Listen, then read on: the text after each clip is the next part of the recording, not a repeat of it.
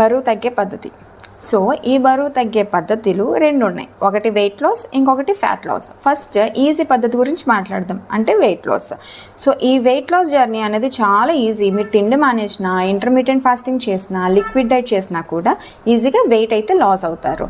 ఎట్లా అంటే 1 monthలో 6 to 10 kgs వరకు లూజ్ అవుతారు.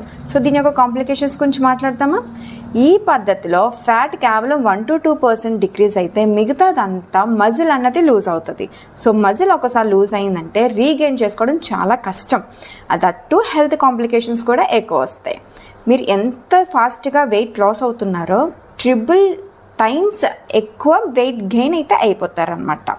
సో ఇంకో పద్ధతి, సో ఈ ఫ్యాట్ లాస్ పద్ధతి ఏంటంటే స్లో అండ్ స్టడీ ప్రాసెస్. ఈ ప్రాసెస్లో మీరు డయట్ అండ్ ఎక్సర్సైజ్ కూడా ఇంక్లూడ్ చేయాలి. అంటే హెల్తీగా తింటూ ఎక్సర్సైజ్ కూడా చేస్తే మజిల్ కాకుండా ఫ్యాట్ అన్నది లూజ్ అయ్యి మజిల్ అన్నది గెయిన్ అవుతుంది. సో ఈ పద్ధతి అన్నది హెల్దీ వెయిట్ లాస్ జర్నీ అని చెప్పొచ్చు.